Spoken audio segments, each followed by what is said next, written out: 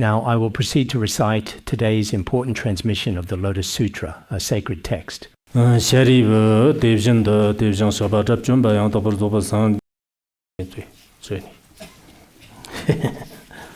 Sometimes Tibetan books are actually a bit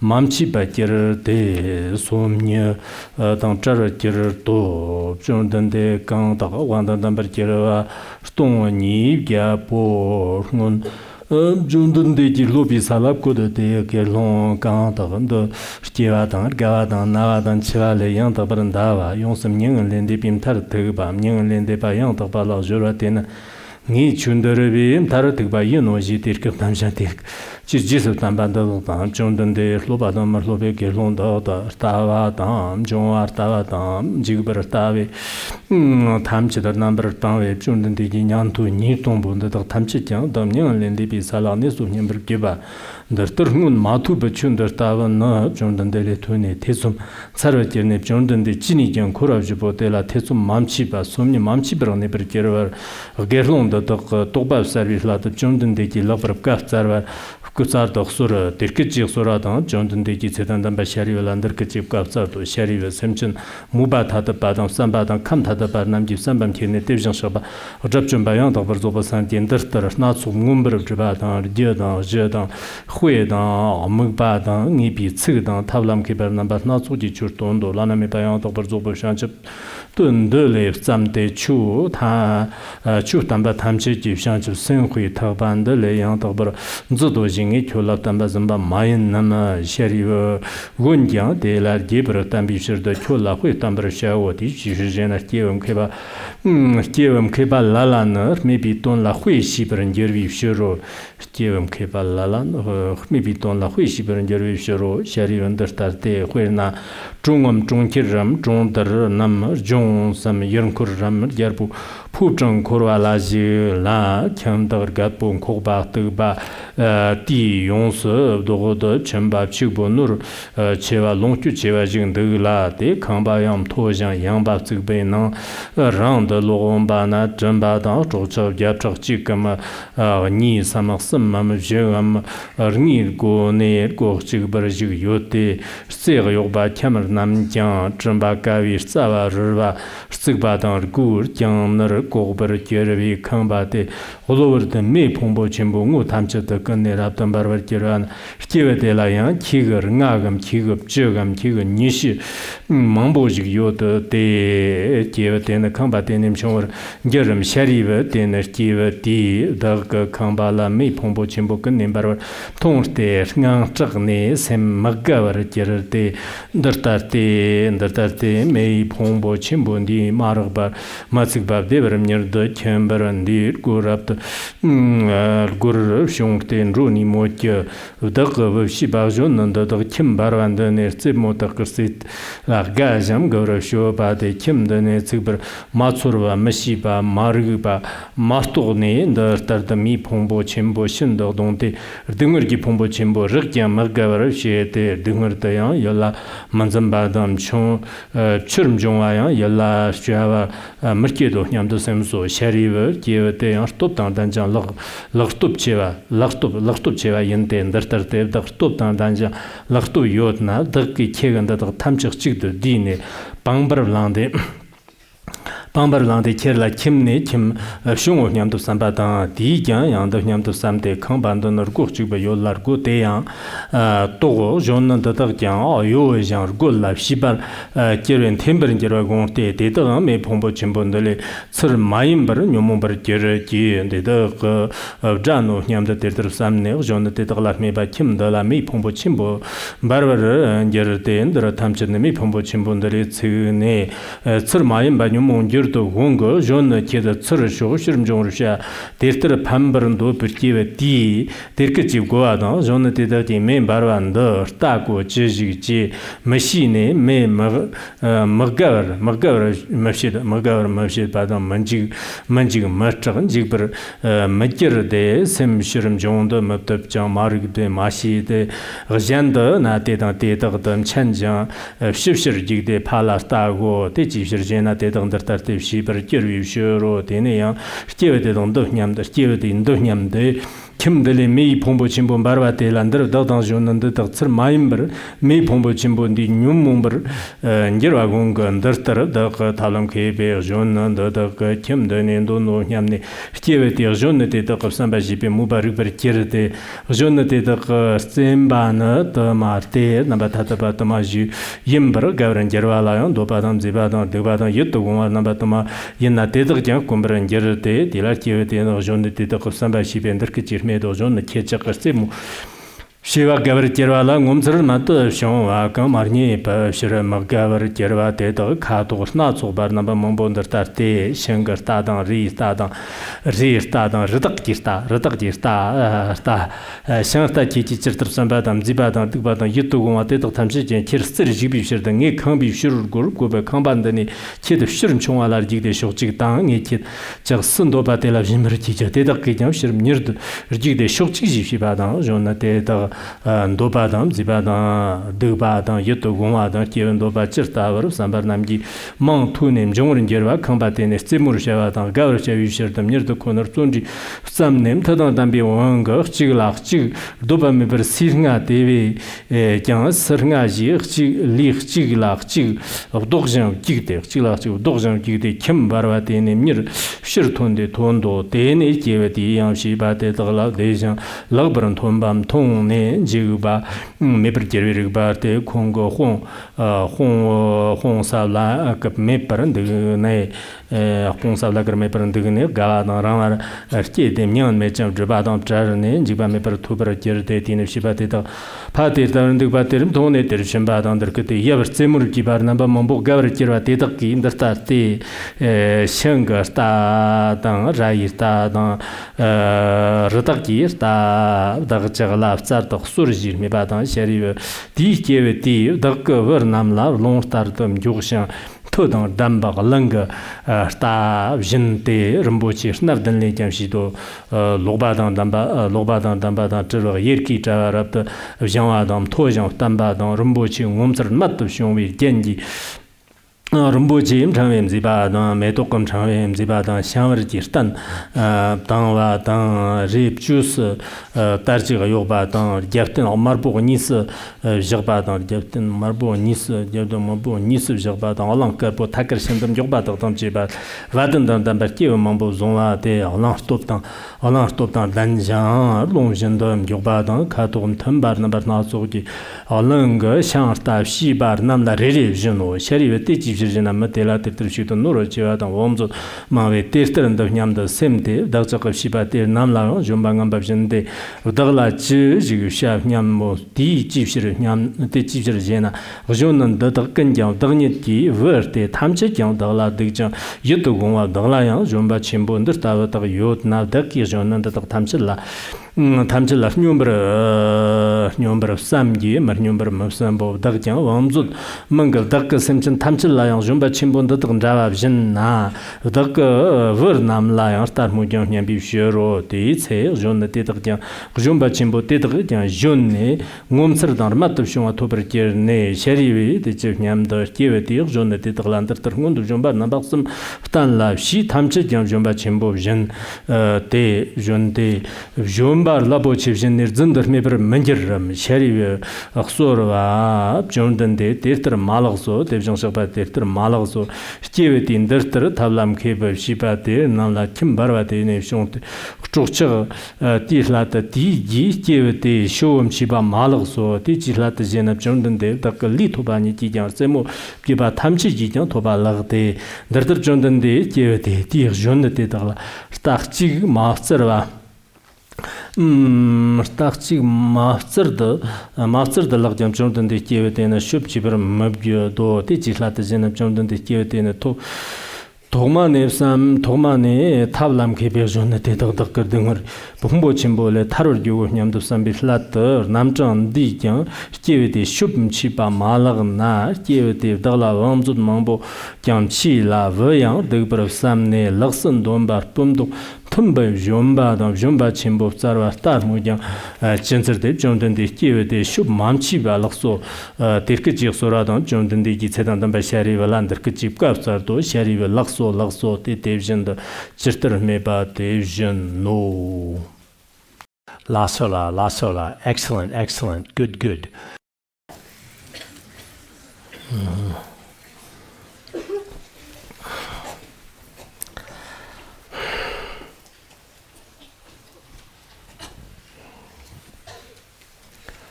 Excellent.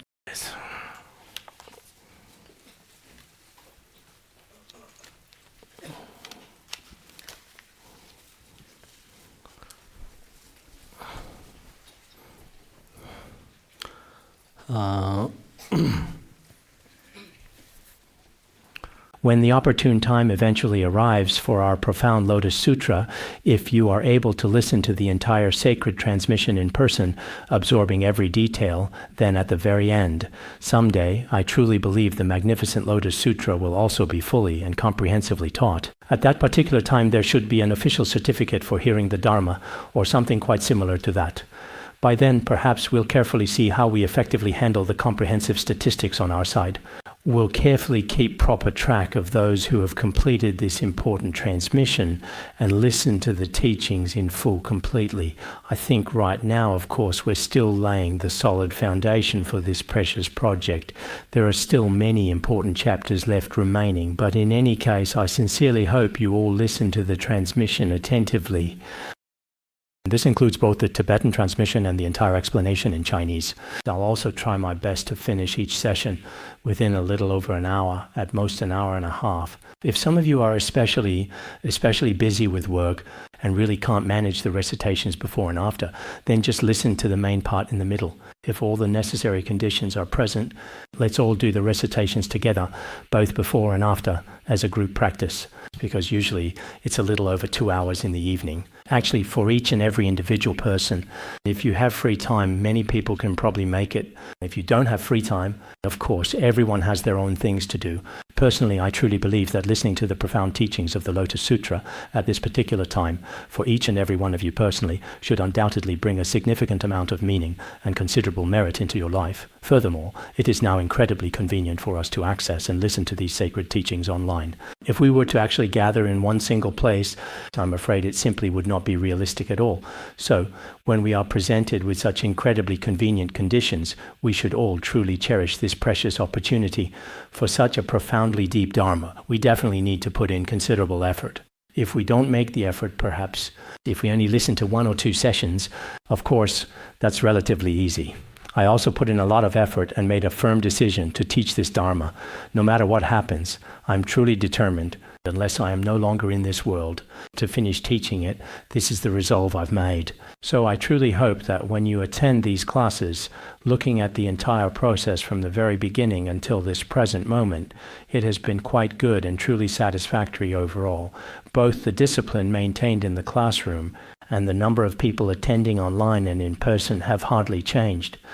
It was the other day, by coincidence, in the Lotus Sutra, there were also 5,000 people who left the assembly. We don't really know what the cause or condition was back then. Indeed, we also experienced a bit of turmoil here. Some people withdrew, but this is actually a very good and significant karmic connection. The rest of the students have consistently remained quite steady and stable. I also sincerely hope that no matter how many years pass by, as long as you are still alive and well in this world, it's hard to say how many things one can accomplish in a lifetime. Some fortunate people do many meaningful and important things in their precious lives daily, while some other people may go through their entire whole lives without doing anything truly significant or worthwhile. Some might accomplish a few things. So I truly feel that listening to the profound and sacred Lotus Sutra, for me personally, I genuinely see it as the single greatest and most significant undertaking of my entire life. I hope it will be the same for you who are listening, especially since in the future, some of us may need to spread the teachings. in that particular case, whether it's the transmission or some of the methods of explanation within it, you might want to make some notes or marks. That way, when you are teaching in the future, it could be even more important. When we were young, we heard some teachings from our masters. At the time, we valued some of them greatly and made some marks. But sometimes we didn't. Later on, we would think, what did His Holiness say at that place? But no matter how hard we tried, we just couldn't recall exactly what was said. There are situations like that as well. All right, now let's begin discussing the Lotus Sutra. In order to benefit all sentient beings, please give rise to the unsurpassed and supreme bodhicitta. Actually, before we proceed with receiving this important transmission, it is truly essential that we first generate a strong and sincere bodhicitta. However, as earlier, I completely forgot to mention this crucial point. Now, where exactly were we in our discussion? At that particularly significant auspicious time, the Buddha graciously bestowed his profound predictions upon the 1,200 noble and esteemed disciples of the Śrāvaka vehicle assembly. He had also previously and thoughtfully given a very similar prediction to the Venerable Shariputra earlier. At this crucial moment, Shariputra respectfully addressed the Buddha directly. World-honored one, today I have no doubts whatsoever. My mind is completely clear. You have already explained to us earlier, with great clarity and comprehensive detail, the entire profound process of the Mahayana Sublime Dharma Lotus Sutra. I have personally received from you, the Buddha, in your esteemed and sacred presence, the prophecy that I will attain Anuttara Samyak Sambodhi, perfect and complete enlightenment in the future. In the future, I will become the Buddha of radiant light, the Tathagata of radiant light. You have already described his world, his pure land, and his retinue. Therefore, I have no doubts whatsoever. And now, together with us in this assembly, 1,200 arhats who have mastery over their minds, because they are noble beings, once returners and non-returners, all of whom are at the stage of seeing the path or above, according to the Śrāvakayana perspective. They are those wise practitioners who have complete mastery over their own minds. Their peaceful minds are not easily swayed by mental afflictions. They have truly attained ultimate freedom and ease. Today, our oral examination class is even more diligent and highly focused in their studies.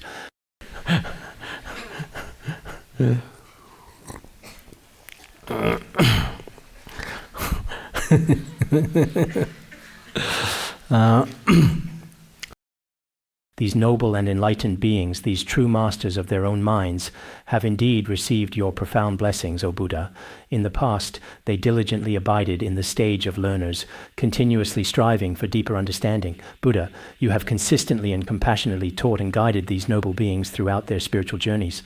Before they had truly attained the full fruition of a noble being, you also said, "My Dharma can truly free one from the suffering of birth, aging, sickness, and death." From all the birth, aging, sickness, and death within the endless cycle of samsara, ultimately, at the very final stage, one eventually attains perfect nirvana completely. Therefore, whether the noble enlightened beings present here today are dedicated learners or accomplished non-learners, each of them sincerely believes that they have abandoned the view of self, as well as views of existence and non-existence and so on, and that they have attained ultimate nirvana. Because as for these learners and non-learners, first they believe they've abandoned self-identity, satkaya drishti, the attachment to I and mine, and have also abandoned the view of existence. Here, existence refers to eternalism, while non-existence refers to annihilationism, and so on. Therefore, these noble ones, the arhats, have all once believed, because Buddha, you have said in some Śrāvakayana sutras, that when one realizes the absence of self in persons, that is ultimate nirvana. They themselves all truly believe that they have indeed already attained the absolute highest state, including some present-day Śrāvakayana practitioners, and even certain individuals in Theravada Buddhism often think that when they have attained the wisdom of no self in persons, they have already reached ultimate nirvana. Even now, there are many who think this way, and originally it was indeed like this. But today, O Buddha, you have truly taught us some truly unprecedented and never before heard profound merits of the Lotus Sutra, which are indeed remarkable. You said that for us Śrāvakas and Pratyekabuddhas, this kind of realization is not truly ultimate. There is something even higher, the profound realization of the state of no self in all phenomena, which is indeed Anuttara Samyak Sambodhi. Therefore, all the noble ones present here have fallen into a state of considerable doubt. Shariputra then said, "Excellent Buddha." This excellent is probably just an interjection. For example, like Buddha or world-honored one. Otherwise, excellent just means wonderful or splendid. In Tibetan, there isn't such a term either. It's simply a form of address for the Buddha. Perhaps it's just a stylistic choice in translation, or maybe it's influenced by other factors. Here, it's not really a truly formal, traditional form of address either, actually, but you could also certainly say it is indeed a respectful form of reverent address, such as, "O Buddha," because today in your teaching, everyone originally thought that this was already the ultimate nirvana. But after you said this, everyone started to have doubts. Why did the scriptures previously say that we are the highest? That attaining the state of an arhat is the highest level? But now it's said that's not the case and that we still need to enter the Mahayana path. And in the end, only after passing through the 5 paths and 10 bhumis can one attain the state of no more learning. So they all have some doubts. They don't really know what's going on. Therefore, they hope that the Buddha can explain to us, among the 4 groups of disciples, bhikshus, bhikshunis, upasakas, and upasikas, these are the most profound and essential teachings of the Mahayana, which are based on this specific cause and condition. The purpose is to ensure that these people can effectively let go of their lingering doubts and persistent regrets. This is because everyone might harbor some form of uncertainty, often wondering why things are this way. Indeed, many individuals frequently find themselves contemplating such profound questions and experiencing these very thoughts. Shariputra therefore asked the Buddha in precisely this way. From this we can also clearly and unequivocally see that, as Buddhists, we may often encounter doubts during the process of listening, contemplating, and practicing, frequently running into some significant uncertainties and many challenging questions. When we encounter these doubts, we should also be good at asking questions in front of our spiritual teachers. And as for the spiritual teachers, if you truly possess some wisdom yourself, you should try your best to answer their questions. If you are unable to answer, you can also tell them, "It seems I'm not quite able to answer this difficult question properly right now. I'll go back and carefully look up some more detailed information thoroughly, and we can definitely continue to study together diligently. I don't really understand this matter either." As Dharma teachers, we should also approach things in a similar manner. So at that specific moment, Shariputra was representing them. Shariputra himself indeed actually didn't have any doubts at all, because he already had hope for the future. He had found his path. So he didn't really have any significant concerns, but on their behalf he thoughtfully inquired whether their academic attainment was indeed the highest possible achievement. That day it was said that they also indirectly received a prediction, so he might have been asking this profound question on their behalf. At this particular point the Buddha spoke to his esteemed disciple Shariputra. In actual fact, he was also indirectly addressing the other disciples, those who were present and listening intently. For example, when one person asks a question, when you answer them, the others should also reflect. Do I have this same doubt? If you do, whether it's the teacher or someone else providing the answer, you should also accept the answer sincerely and with an open mind. But nowadays, many of us, for example, when someone asks a question and we are expected to respond, we think that's not my question, it's theirs. We never consider it that way at all. Even when someone else is being answered, maybe you need the same kind of answer. But you never really identify your own true point of doubt. Or you might think that this question isn't necessary for you. So sometimes asking questions is very important. But during the process of asking, others also need to pay attention. After the answer, if it's a good one, it's best to write it down. The great masters of the past often engaged in many question and answer exchanges, because as sentient beings we still have some lingering doubts. Our own human wisdom is often quite limited. If someone is extremely sharp-witted and possesses truly keen faculties, those individuals can indeed answer their own profound questions. For those with average faculties, they can rely on others for answers. But for those who are particularly dull, even if someone else gives you an answer, you might not necessarily be able to resolve your deep doubts completely. You might even become more confused and perplexed. This is certainly possible indeed. So asking thoughtful questions is also very important and beneficial.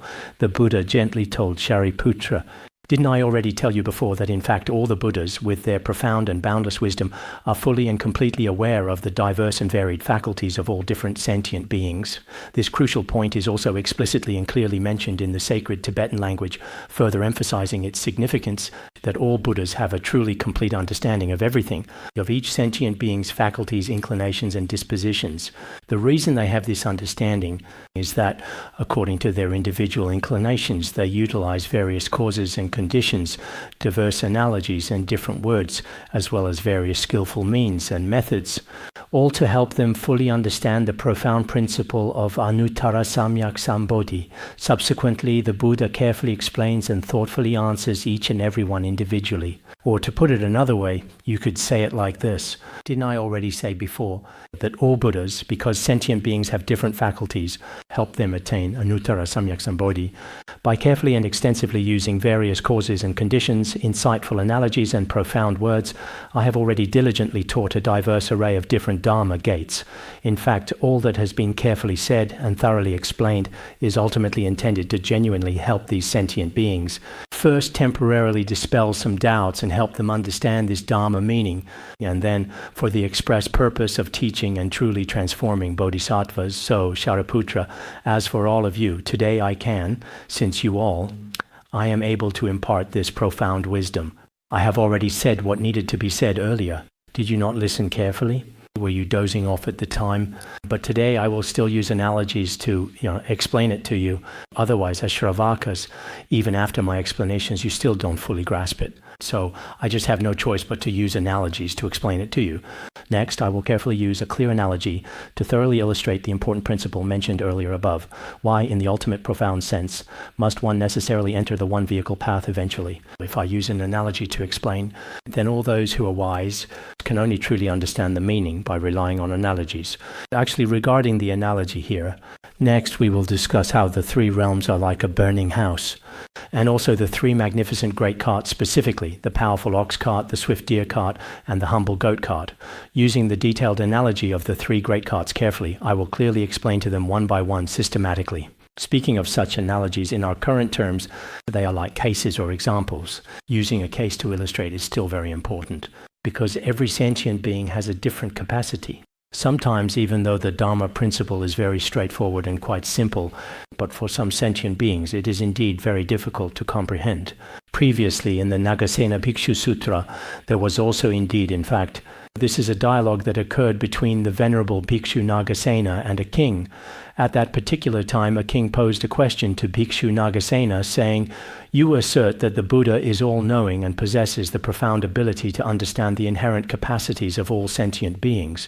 The king continued his inquiry.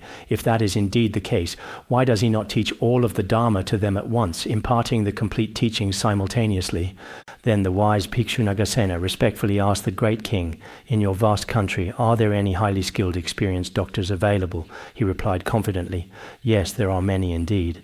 Since there are, and since they are proficient in all medicines and treatments, then, considering all of this, why don't they simply treat all patients with just one single universal medicine? At that time, the king said, because each patient's condition is different. Although the doctor is very skilled in medicine, he must use different and specific medicines to treat the various illnesses of different patients.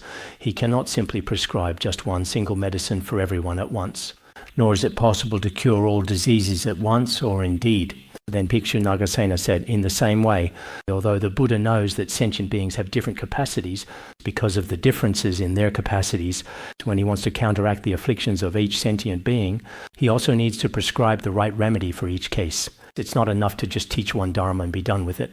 So we also understand that, for example, if we talk about emptiness, about luminosity, or teach a very profound Dharma, it would be possible for everyone to attain liberation immediately. But in reality, this is also very difficult. For example, why do we continue to transmit this profound Dharma and that particular Dharma? Actually, this truly includes everyone present here today. The benefits of the Dharma may not be the same for each person. For some people, in my opinion, if they study the ornament of clear realization, they find the analogies and some of the benefits here. For me, it really suits me, and I especially like this teaching. Some people, if you talk to them about the Lotus Sutra, they really like it. Some people, if you talk to them about Buddhist logic, they say, well, what I like most is Buddhist logic. I don't really accept the others. Some people say, I like the words of my perfect teacher. I'm not really into the others. Some say, as long as I have the way of the Bodhisattva, that's enough. I don't read anything else. I only read this book. So for each of us, including some of the teachings I'm transmitting now, everyone has their own interests and inclinations, and the Dharma gates they prefer are all different. In the same way, the great masters and accomplished teachers of the past, why did they leave behind so many profound teachings for us in this world today? Some teachings suitable for certain sentient beings, while other teachings suit other sentient beings. Some analogies suit the Śrāvaka, some analogies suit Pratyekabuddha, Bodhisattva, and ultimately Buddha. Every sentient being has a different capacity and foundation.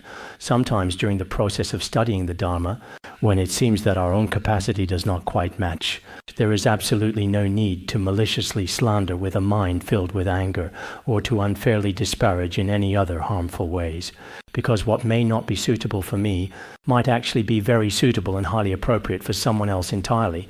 Therefore, in this particular regard, we also need to utilize comprehensive analogies to thoroughly explain and elucidate the concept in a clear and understandable manner. Especially when I talk with the monks, Khenpos and Khenmos in our institute, I often mention to the Dharma teachers, Khenpos and Khenmos, that the environment in which we were trained originally was basically within an institute, growing up under a very traditional Buddhist education. But when we go on to effectively spread the Dharma in the future, we may need to truly understand the mindsets of many different people and their diverse perspectives, including some of their daily customs and rules. Whenever I go to different places, I always make sure to ask about these things first. Otherwise, some of our very own cherished traditions right here, indeed, when brought over there, might not even be seen as Dharma at all by them, and could even end up truly angering them. This is a very real possibility. So as Dharma teachers right now, we do indeed have a few Dharma teachers present here who are relatively up to date with the times, but we also shouldn't become too vulgar or superficial. If we just spend every day reading worldly chicken soup for the soul content and are unwilling to go deeper, for example, just focusing on what's said in the news or what's in novels or what's in movies, then we might end up losing the truly profound Dharma teachings. As long as we don't lose those profound teachings, we should try to use some easy to understand analogies and concepts that are simple to grasp to communicate these principles with others. This is especially important for some of our Dharma teachers and counselors who will be spreading the Dharma and benefiting sentient beings in the future, including many among our lay practitioners now. Most of us Buddhists rely on Dharma teachers to spread the teachings, but actually we believe that lay practitioners can also propagate the Dharma. When it comes to the relatively simple teachings in the exoteric schools, if you carefully look at all the dedicated teachers in our schools nowadays, you will notice a significant change, and most of them are lay people. So if they can teach in that particular way, then the fundamental principles of Buddhism should also be taught in precisely the same way. As for other religions, the various ways they spread their teachings and their profound philosophies, including the methods they use to attract people's hearts, these are all subjects that have been thoroughly studied.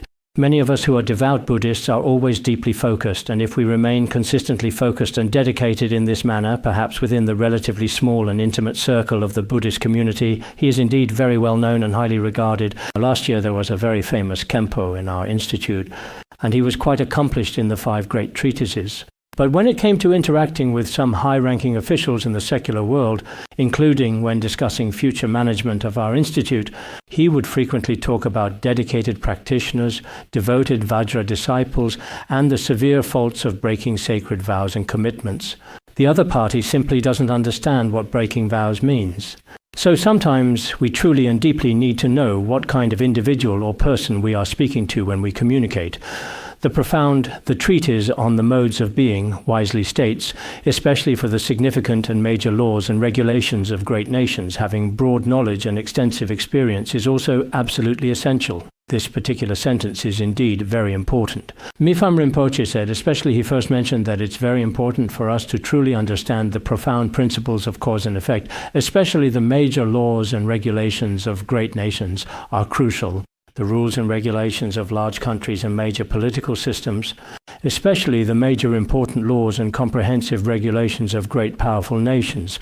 Having broad, extensive knowledge and practical experience is also absolutely essential.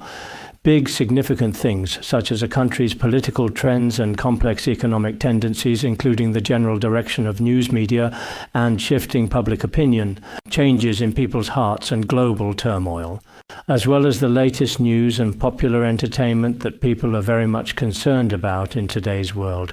If you don't fully understand these important things and only rely on saying, "I'm from the Madhyamaka school," when you come out, as long as terms from the Madhyamaka Prasangika school mentioned, I immediately lift my head. But for anything else apart from Madhyamaka, don't talk to me about, and don't talk to me about Buddhist logic, the luminous essence, let alone news or worldly matters. I don't want to hear about any of these if that's the case. Then maybe if you are living in a mountain retreat practicing, that's fine. But if you interact with people in today's society, when you come into contact and interact with all kinds of people, you have no idea what words they like or what language they prefer. So you probably need to, generally, some successful people in the world today, if they are going to meet someone tomorrow, today, they will use the internet to find out what that person's profession is, what their whole life experience is truly like, what kind of specific things they actually need. I find out first, after fully understanding this, if we have a meaningful conversation together tomorrow, I will know what things this person might say. But it's impossible if he's a quantum physicist. And I start telling him about the preciousness of human life from the words of my perfect teacher, then the two of us won't be able to connect. So sometimes communication between people is also about language, but it really depends on how we use that language. In this regard, we Buddhists, whether monastics or lay people, including some of our Dharma teachers, might just directly talk about something. For example, words of my perfect teacher or the way of the Bodhisattva might not be a problem. But if he brings up another, suddenly throws out a question about some particular issue that people are genuinely concerned about within our real society, and it specifically asks how one should appropriately respond. How exactly should I put this? All right. Please allow me a moment to thoroughly think about it, and then I will certainly get back to you. I am unfortunately having a bit of a persistent headache today. The Treasury of Valid Reasoning clearly says this is a very special, effective method of logical debate indeed. So we really need to pay careful attention to this important fundamental principle, especially now, as we exist in this world, as practitioners, maybe studying things like politics, economics, or perhaps even science, for some practitioners, may not be that important. But if you want to spread the Dharma and benefit sentient beings, if you can't separate yourself from human society, you need to present a certain image in front of others. Whether your personal image is good or not, it doesn't really matter. But if you are representing Buddhism, what kind of person is a Buddhist? People might think, this Buddhist is really impressive. He can talk about medicine, the four medical tantras, Western medicine, and Chinese medicine. At the very least, he can recite a few technical terms. I once knew someone like this. He knew a little bit about everything, but what he knew was just a little bit. Yet, when he spoke in front of others, he always presented himself as an expert. He was very self-assured. He would just bring up those few terms he was quite familiar with. Others would think he was quite remarkable, and actually that's not a bad thing at all, really. So sometimes we have to consider what is actually good, especially for Buddhists. Indeed, nowadays there are some, for example, other religions also extensively use various methods to achieve their spiritual goals and understanding. It's very possible that in the future, whether in China or in other major countries around the world, they use all kinds of methods to, after gradually infiltrating with their steadily increasing influence, the whole country ends up becoming a nation of another religion. There are such methods out there. So, as for Buddhists, apart from internal groups within Buddhism attacking each other, there were also external challenges. Other than that, they haven't thought about anything else. They themselves have never thought about how to spread the Dharma. I think these are things that many of us Buddhists really need to pay close attention to. These are important issues that everyone should genuinely care about. Some of the fundamental principles within our very own community should also be in line with Mahayana Buddhism. For example, recently we've also heard that within Tibetan Buddhism, some so-called individual geshes, they have very strong and significant objections to the practice of life release, saying all sorts of extremely negative and detrimental things about it. Actually, these particular people might, if they continue to persistently say things like this, it could indeed bring considerable harm and suffering to the precious lives of many sentient beings. Therefore, some of Buddhists in the Han region, which I hope you will also use your own wisdom to discern these matters. This is very important. What is the true value of life? of course, in the process of life release. Sometimes it may not be scientific, and sometimes the specific places where these animals are released may potentially cause some environmental pollution. We acknowledge these issues, but overall, the profound and undeniable benefits that the practice of life release brings to all sentient beings, no matter how one might choose to articulate it, in other words, this truth remains absolutely undeniable. However, it is indeed true that nowadays, some individuals who wear monastic robes say things like, "You absolutely must eat meat, eating meat is truly good for you," and so on. Of course, we are not saying that everyone must be vegetarian. If your health truly doesn't allow it, or if your own practice really can't manage it, then we do not force you. But you should speak from a fair and impartial standpoint. Consuming the flesh and blood of sentient beings is not a virtuous act. And as for releasing living beings, it truly is the case that whether it's aquatic animals such as fish and marine creatures, or various types of livestock in the Han regions, or even the robust cattle and sheep found in the vast Tibetan areas, even if it's just for a very brief moment in time, the immense merit of saving them from the inevitable slaughterhouse is truly inconceivable. So, regarding these important issues, if we Buddhists lack wisdom, I'm concerned that certain individuals who are more eloquent, once these people start talking, nowadays in Tibetan areas, there are some people who say, you shouldn't release cattle, you shouldn't release horses. They say that by doing so, it's like giving money to the butcher. But this is another matter. They claim that the more we practice life release, the more killing there is. Actually, this argument doesn't hold up. Whether we practice life release or not, the amount of killing that happens every day is enormous. So many sentient beings are being killed continuously. Whether you choose to buy them today or not, actually, the total number of those being killed is definitely very large indeed. So sometimes, do we really need some practical science, some effective methods perhaps?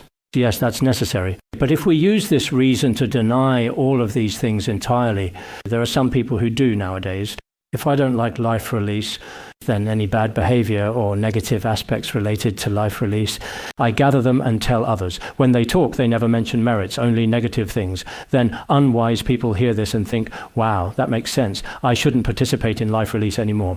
Otherwise, if I do participate in life release, that would be a huge mistake, a terrible error. So from now on, I won't participate anymore. Some people might genuinely think this way. That's precisely why, if we possess the profound wisdom gained from extensive hearing and contemplation, when the time comes, even without others, we can manage on our own. So the purpose of our study and contemplation is that in the end, everyone should be able to live independently. What kind of independence exactly? True independence in deep spiritual practice specifically. I'm not even really sure where that particular thought came from just now. I said so much already, I actually wanted to say a bit more clearly. But I still wisely decided to put on the brakes completely. Next, Shariputra. This is also precisely what the Buddha himself just said. Shariputra, he explained it using a detailed analogy. If, for instance, in a particular country, a bustling city, or a certain quiet village, there is an esteemed elder, as for the elder, the commentary on the meaning of the Lotus Sutra explains, there are indeed elders with virtue, whose merits are truly exceptional and who are greatly respected within the community. There are also elders in terms of age, those who are older, advanced in years. And there are elders in terms of wealth, like the elder Anathapindika. If someone is wealthy, they are called a benefactor, an elder. As for elder, nowadays it can refer to positions like section chief, bureau chief, county chief, prefectural chief, provincial chief, head of household team leader, regiment commander, and so on. There are many, many different kinds of chiefs, right? It essentially means an official, someone in a higher, more authoritative position or role. In other words, it refers to someone who is older, advanced in age, and physically frail. Someone who possesses great wealth and who owns many fields and houses, and also possesses many servants, attendants, and so on. Of course, in other significant Chinese commentaries by eminent monks and great masters, each of these profound concepts is meticulously used as a metaphor with its own distinct and specific meaning. For example, the venerable elder, truly advanced in years, is a powerful metaphor thoughtfully used by the Buddha himself. All of his accumulated wealth in this context refers to undefiled, pure, and spiritual wealth, including his immediate family members. Each and every one of these elements possesses a profound and corresponding metaphorical meaning. We are simply explaining this intricate story in a purely literal sense. If you are genuinely interested, you can certainly refer to the extensive and insightful works of other highly respected senior masters. If you carefully compare their extensive commentaries on the Lotus Sutra, you will undoubtedly find many significant correspondences and striking parallels in their detailed explanations. As mentioned earlier, this old rich man was especially wealthy. Just like in America or the UK, some elderly people are very rich. They have many houses and lots of land and property. They have a great number of servants, an extraordinary amount indeed, but after they pass away, there is no one to inherit it. When they die, no one knows who will end up living there. So when it comes to some wealthy people in this world, sometimes when I visit especially wealthy households, I often worry, thinking to myself, oh dear, after they pass away, who will truly take all of this over? But in reality, there's absolutely no need for us to be overly concerned about it. If they themselves are not particularly concerned, then why on earth should we be? Oh my, they have so much. Some especially wealthy people say, this is my house. They'll say, I have so many houses in this country and so many in that country. But oh, impermanence! Just take a moment to look closely at all the wrinkles on their aged face. With a lifespan like that, it's certain they will leave this world soon. After they're gone, who will truly take charge of all these significant responsibilities? These kinds of profound thoughts inevitably come up. So as for this elderly person, you see, he has so many relatives, a truly extensive network. And as for his family, it's an especially large and prominent clan, a very significant lineage. The place itself is also vast beyond measure. His entire residence has only a single door and no other entry points. And there are especially many people living inside. There are 100, 200, 300, 400, 500 people. As for this description, some say that the number 200 specifically refers to the realm of the human realm. It means the beings of the 6 realms. 100 refers to devas and asuras, which are included in the heavenly realm. 300 refers to animals. 400 refers to hungry ghosts. 500 refers to beings in hell. Each has its own profound metaphor, right? Just now, the whole of his house represents the continuous cycle of rebirth in the 3 realms. As for the single door, it is a metaphor for the one and only gate to ultimate liberation, the singular one vehicle, relying on a single gate for so many sentient beings to attain liberation from it. There is a certain degree of difficulty. So in his family, actually, this old house is also not very sturdy or stable. Here, the grand halls and elegant pavilions are severely decayed and quite old. The whole entire building structure has upper and lower levels, but all of them are decayed, all are impermanent. The upper and lower levels also represent, for example, the form realm, the upper level being the formless realm and the form realm. Many great masters explain it this way. This interpretation is also acceptable, right? The very walls are about to completely collapse. These walls specifically refer to the outer walls, representing the external material world around us. As for bi, which means wall, it refers to the inner aspect, our internal body and being. This too is about to collapse, on the verge of falling down. These ancient walls are about to topple and collapse at any moment. Then the pillars' very foundations are rotten. The bases of these pillars are also decayed and utterly rotten. This situation is a powerful metaphor for our life. Life, too, is easily subject to impermanence. Next, the structural beams and supporting rafters are tilting quite dangerously. The beams and rafters are also extremely dangerous and noticeably slanted. This is used as a metaphor for our consciousness, and as for the surroundings, because this house is also very unsafe. It is an especially dangerous structure. Then fire starts to intensely break out all around it. Suddenly, powerful flames arise. These destructive flames begin to fiercely burn all around, completely engulfing the entire house. It is an extremely, extremely perilous and dangerous situation. And this elder, earlier we were talking about the people residing inside his house. This elder himself possesses many children. He has 10 children, or perhaps even 20 children, or possibly 30 children, a truly large family. Maybe he also has quite a few wives, just like King Wen of Zhou in the past. King Wen of Zhou, according to folk stories, had 24 wives and 99 children. He even picked up one more on the road, making a total of 100 children. But some say this isn't actually true. Historically, it's said he really had more than 20 children. There are such accounts as well. In any case, looking at some of the kings in the past, they generally had quite a significant number of children. When I personally went to Africa, I also witnessed this phenomenon firsthand. This elder had so many children. At the very least, he had 10 of his own, or maybe 20, even 30 children. Perhaps they were from different wives or something like that. All of them lived in this house together, which was very dangerous. When the wise elder saw that fires were breaking out on all sides, he felt especially terrified and deeply anxious, becoming extremely afraid. Then he thought desperately to himself, "What should I do now?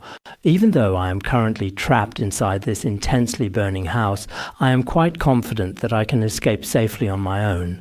But these precious beloved children of mine are all still deep inside the dangerous house, happily playing and having so much innocent fun. They are completely unaware, neither alarmed nor afraid.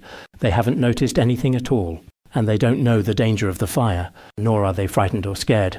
Here, this is used as a metaphor for many different things. Some Dharma teachers interpret this unawareness in various other ways, but let's just understand it directly and simply. Now, the devastating fire has truly started to break out. The immense suffering has already reached oneself. If these innocent children still have absolutely no worries or concerns in their hearts, then it is a truly tragic situation, and are unwilling to come out, then the whole situation is extremely dangerous. The house just outside has already started to catch fire, but the innocent children still inside. Nor do they truly want to leave, nor do they feel any sense of fear whatsoever. They are not willing to go out either. Then the Buddha, in his profound and boundless wisdom, told Shariputra that the elder was thinking this at the time. He thought to himself, "I myself am truly strong and remarkably capable." Here, strong and capable is sometimes interpreted as possessing profound wisdom and extraordinary supernatural powers, used as a powerful metaphor. At that particular time, the elder was deeply thinking this way. "As for myself, my body is in good shape. My abilities are also quite good indeed.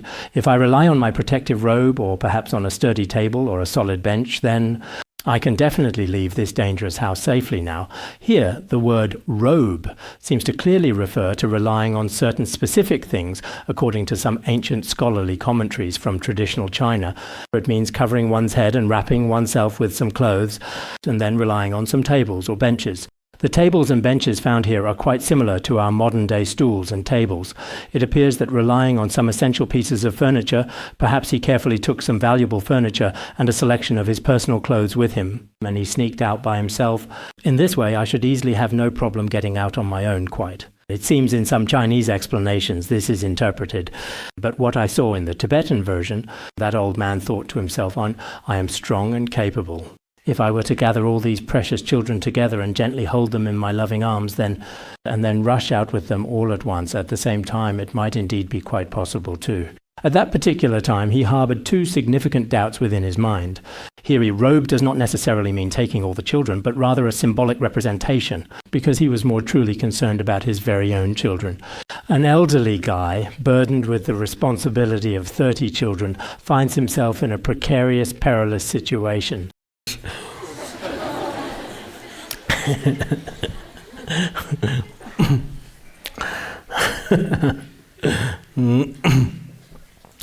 Wanted to gather all these children together, then gently hold them securely in his strong arms and carefully pull them out together. If he did that, he pondered it even more deeply and profoundly. Oh, if such a large number of children were to go out together, what would happen?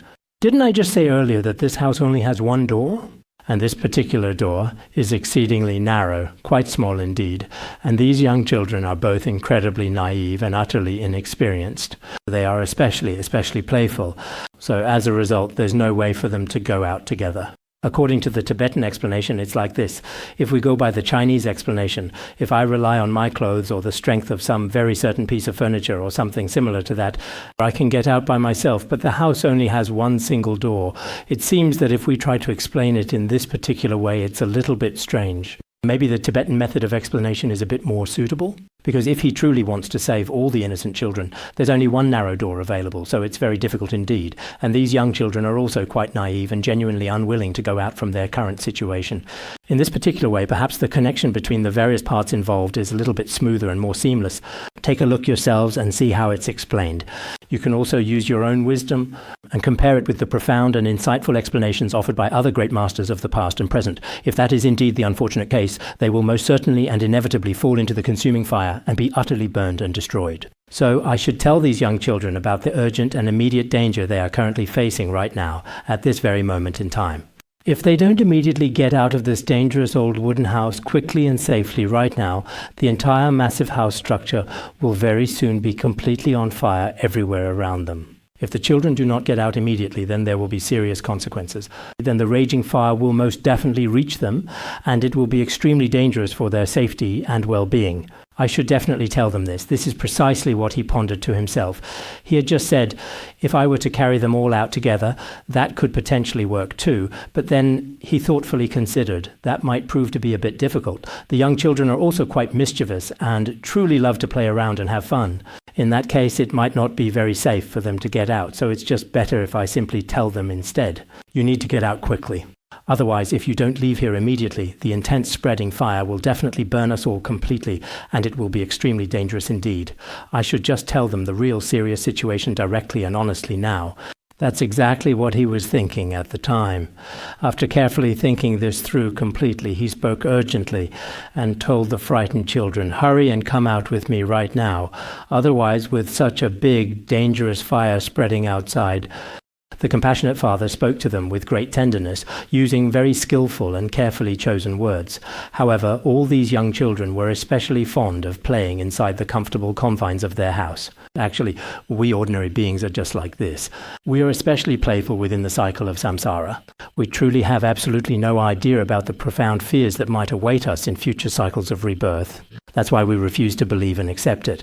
No matter what the father says, it's very dangerous. Hurry up and leave, hurry! But it seemed like they didn't care at all. They were not at all frightened or afraid, nor were they truly willing to leave their current location. There was really nothing else that could possibly be done in this particular situation. And these young children were especially naive and particularly foolish in their understanding. In the past, some children in Africa, when I arrived there, at that specific place, after receiving an education, Africans are actually very smart. But those who haven't learned any knowledge seem especially, and interacting with them in such challenging situations is particularly and utterly exhausting. Some teachers at orphanages over there have also explicitly mentioned this particular point. Interacting with them is very different from interacting with typical Chinese children. There really is a huge, huge difference. So if some of them are especially slow-witted, then you see the young children here are quite like that too. They truly don't know what fire is, what a house is, or what the true meaning of loss actually means. The father keeps saying, "You must leave this burning house quickly. Leave, leave, it's about to catch fire, it's very dangerous." But these children, apart from being obsessed with playing and playing with their own toys, there is really nothing else that can be done. And they just wander around aimlessly. They just watch their father from a distance, seeing him getting anxious. When it comes to the cardinal directions, east, west, south, and north, it seems that some truly great masters also relate these profound concepts to the Four Noble Truths. The truth of suffering, the truth of the origin, the truth of cessation. Ordinary sentient beings are within the Four Noble Truths. Some may wish for liberation while others do not. There are such analogies as well. In any case, the father simply couldn't manage to effectively pull these young children away from the situation earlier. In the end, they themselves were quite unwilling to leave the area. At this very moment, the elder thought deeply to himself, "This entire house has already been completely engulfed by a truly great and destructive fire. This dwelling will definitely be consumed by the raging fire very, very soon. If my beloved children and I don't get out quickly and without any further delay, it will definitely be extremely dangerous. We will surely be completely swallowed up by the flames. So today I must immediately come up with a viable solution." He urgently needed to think of a practical way for these children. What kind of effective solution should he come up with? He thoughtfully considered a method to help these children avoid the perilous dangers of the fire. The father knew that each of his children had their own favorite things to play with, their own particular preferences. And they were especially deeply attached to all sorts of beautiful, precious little toys, and were extremely obsessed with them completely. After carefully realizing this very important fact, he told the young children very gently, "The most fun and rarest special toys you all love to play with, I've carefully kept them all safely outside for you. If you truly don't hurry out quickly, you will certainly regret it later on." At a particular moment when the raging fire was especially intense and burning brightly, he said, "Children, my dear children, I've found something especially fun for you. Do you want it? If you truly don't want it, you will certainly regret it later. I will give it to your other younger brothers and sisters. Are you absolutely sure you don't want it?" At this very moment, when he mentioned that there were indeed toys, there were all kinds of delightful goat carts, charming deer carts, sturdy ox carts, and so on waiting just outside the door. You are free to go and enjoy yourself, playing and having a wonderful time with them, just as you desire. Please hurry and make your way out of this intensely burning house. You can move over there, completely unburdened and without any restrictions. Once you are safely outside, I will be able to present them to you, exactly as promised. While you are playing, I have fun things for you outside. Maybe at that time he actually showed them something. If you truly like these wonderful things, then go outside and I will genuinely give them to you. At that very moment, when the eager children heard their beloved father say that the toys were waiting outside, they were especially delighted, feeling an extreme sense of happiness deep inside. Each and every one of them felt remarkably bold and incredibly excited. They started pushing and shoving each other with considerable force. It was just like when our class finally ends and everyone is frantically looking for their own specific shoes amidst the general chaos. Don't touch me. Seriously, don't touch me. Where exactly are my shoes? I need to find them. Where exactly are my beloved shoes? I simply cannot seem to find my precious child, and I absolutely cannot locate my comfortable shoes anywhere. I also can't find my slippers. They start pushing and shoving each other, or even actively competing to get ahead. They rush out, all scrambling and vying to be the very first. At that precise moment, the father doesn't even need to call them out one by one, because when everyone has their own inherent strength and is truly empowered, it's actually a little bit better now. In the past, when we had class, I used to really worry. The door is so small and there are so many people, so what exactly should we do? Sometimes when we hold the Vajrasattva Puja, even after 1 or 2 hours, some people still haven't come out. So it appears that some individuals inside have unfortunately fallen fast asleep.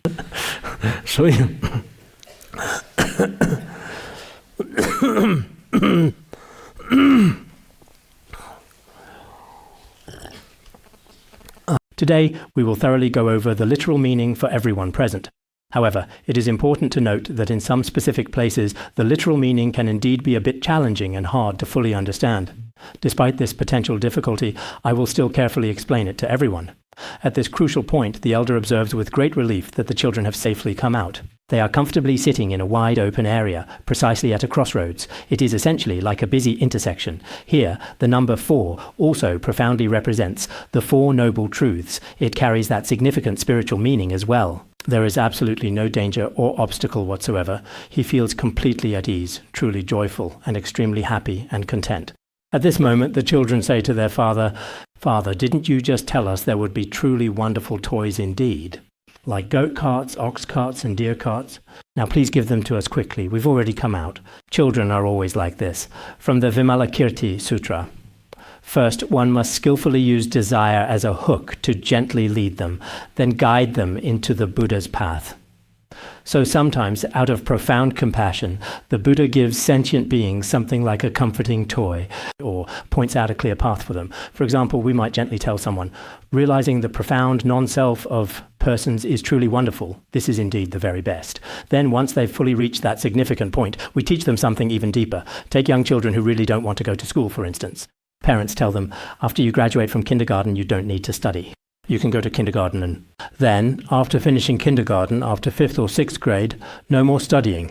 So the child studies hard. When they reach 6th grade, the parents say, "No, you still have to go to middle school and university." So it's done step by step. In the Śrāvaka, for example, we temporarily teach a certain emptiness. The Buddha compassionately allows them to temporarily escape the profound suffering of samsara, which is very much like a burning house. The Buddha told Shariputra, at this particular point, the wise elder bestowed upon each of them a truly great cart. The carts were very much like the toy carts from before, but these carts were especially exceptionally fine. They were tall and wide, adorned inside with all kinds of precious and exquisite jewels, sparkling brilliantly and reflecting light in a dazzling display. The entire perimeter of the cart was elegantly lined with sturdy and ornate railings, meticulously crafted from the 7 treasures. On all 4 sides, numerous precious and melodious bells were gracefully hanging, gently chiming with every movement. Especially on top, there were beautifully designed and intricately decorated canopies set up, just like Buddha banners and jeweled parasols. They were also lavishly decorated with all kinds of incredibly rare and exceptionally precious treasures, meticulously adorned with a dazzling variety of marvelous and exquisite jewels. Across the very top, in the precise center, sturdy ropes meticulously crafted from different precious and shimmering gems were intricately interwoven. Furthermore, there were abundant garlands of vibrant flowers in various captivating colors gracefully hanging down. Inside, there were remarkably fine, wonderfully soft, and luxuriously comfortable cushions meticulously laid out for ultimate comfort. Red plush pillows were carefully placed as well. The sturdy carts were drawn by strong white oxen. Moreover, the skin of these white oxen was pure and spotless. Their appearance was also especially beautiful and truly captivating. They were extremely strong and incredibly powerful as well. When they walked, they moved with remarkable steadiness and impressive grace. It wasn't like riding in some rickety old cart like we do nowadays. The roads are bad, and it feels like your whole body is getting a full-day massage. By the time you arrive at your destination, you have no idea what state your internal organs are in anymore. Just a couple of days ago, I spent a whole day traveling by car. After arriving here, there were many meetings to attend and several classes to teach. During class, I felt a bit dizzy. It felt like my whole body, both inside and out, was getting a thorough workout. But back then, their carriages were certainly not like this. They were extremely smooth and steady. And they were also incredibly fast, moving with the swiftness and grace of the wind itself, effortlessly gliding across the terrain. There were also many dedicated servants and vigilant guards providing essential protection and constant escort. So one might wonder, why was it like this? Why were their carriages so exceptionally good and well crafted? Actually, here it's profoundly used as a metaphor for true liberation. For example, the 7 noble treasures, which represent many virtues. It's a metaphor for things like that. Why is it like this? Because this elder possessed boundless, limitless wealth. He had all sorts of valuable and precious treasures hidden away within his secret chambers, and he thought to himself, indeed, I possess so much incredible wealth and abundance. I absolutely shouldn't give these precious children inferior carriages. Besides, they are all my beloved children, and I care for them deeply. Many wealthy people today are the same way. They leave all their money to their own children, and don't give anything to other sentient beings in need. If there are sick or needy people around them, they never give anything. These are truly my children. My own children, my very wife, my relatives. Nowadays, indeed, many people with wealth only think of themselves. He also thinks, these are all my children, so I should generously give to them. And these children should truly not be treated with favoritism at all. They should all be given equally. I give them great carriages adorned with the 7 treasures. And the number of these 7 jeweled carriages is also countless and boundless. They can each have what they like. There shouldn't be any disparity, no discrimination. Distribute them equally and fairly. Why is that exactly? He thinks, I am so incredibly wealthy. Even if I gave all my wealth to all the people of an entire country, there would still be no lack whatsoever, let alone giving it to my own children. In Tibetan, it profoundly says, I wholeheartedly give all of my wealth to all sentient beings. It truly seems to mean all sentient beings. So at this particular time, each and every one of these fortunate children received a truly magnificent and grand carriage, something they never expected at all. They had never imagined it before, to receive something unprecedented, not what they had hoped for. They had never thought of it before at all, that their loving Father would always give them such wonderful, all-encompassing great wealth, so generously indeed. Let me say a little more here now today. The Buddha said to Shariputra very kindly then, what do you really think about this important matter? This wise elder gave such precious, beautiful carriages to all the young children. But he said, if you do indeed come out, I will certainly give you such magnificent carriages, truly exceptional ones. Could it be that he would speak false or deceptive words? Then Shariputra said respectfully to the Buddha, no, world-honored one, he certainly did not say that at all, because this wise, compassionate elder helped all the innocent children avoid terrible disaster completely and preserved their lives. So this is not false speech. Actually, if we elaborate further here, there is much more that could be discussed and explored. The Buddha tells us about these provisional teachings, these temporary teachings, which are given for a specific purpose. But in fact, it is not falsehood. It is truly a profound means to genuinely save us. All the more so, this is precisely for what the Buddha truly and deeply teaches us. For example, whether it's emptiness or luminosity, we still gain something. So this particular statement is not accurately called false speech. Why exactly is that the case? If it genuinely preserves our lives, then in actual fact it is an even more remarkably beneficial and valuable tool. Actually, it has 2 meanings. This is a little bit difficult to fully understand in the original Chinese text. Why is that? Because if those young children had stayed inside the house just now, they most definitely would have been severely burned, indeed. But since they came out, their lives were preserved. If their precious lives are indeed preserved, in fact, what they are given is the very best toy. If you don't even have your life or your body, then what can you play with? There's no way to play anymore. So in reality, this is truly giving them the absolute best toy. Not to mention that later on, after successfully escaping from the dangerous fire, they will be safe. Not only did they preserve their bodies, but they were also liberated from the cycle of samsara, which is like a pit of fire. If they are truly liberated, then that's even more so the case. At that time, the elder said, if you come out, there will be toys. But as for toys, one is that preserving life itself is a very good toy. More importantly, if they have already been freed from this suffering, then the wisdom they gain is truly the best toy of all. That's the meaning here. World-honored one, if this elder truly indeed didn't even give them a single small cart in any way, it still absolutely would not count as lying at all. Not giving even a single cart wouldn't be considered a lie. Why is that? Because the elder's intention all along was to use skillful and compassionate means to rescue these innocent children who are in need of help. So, with this kind of noble intention, in actual fact, he is not lying. When the Buddha tells us some profound teachings that are not of ultimate meaning, is he actually telling deliberate lies? Actually, it's not a lie. It's not for the purpose of lying. He isn't doing it for himself, nor is it without any particular reason. It's simply to keep us from suffering in the cycle of samsara. In this way, he uses very skillful and appropriate language. Therefore, at the very beginning, the Buddha would carefully think, I want to rescue these beings. With this kind of intention, there is absolutely no falsehood. What's more, he himself truly knows that he possesses boundless and immeasurable wealth. He genuinely wants to give each and every one of these children a magnificent and splendid cart. So there is absolutely no deceptive or misleading language whatsoever in what the Buddha profoundly says. Therefore, after the Buddha told this to Shariputra, the Buddha said to Shariputra, excellent, excellent, just as you have truly said. What you have said is indeed truly correct. You, Shariputra, are really quite good. All right, let us stop here for today, and we can continue this discussion tomorrow.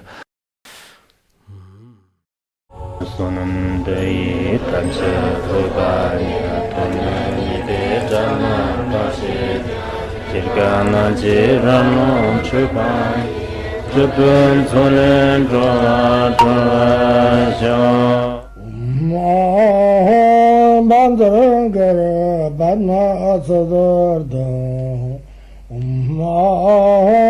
Bandangara Badna Sodargye Bandangara Badna Sodargye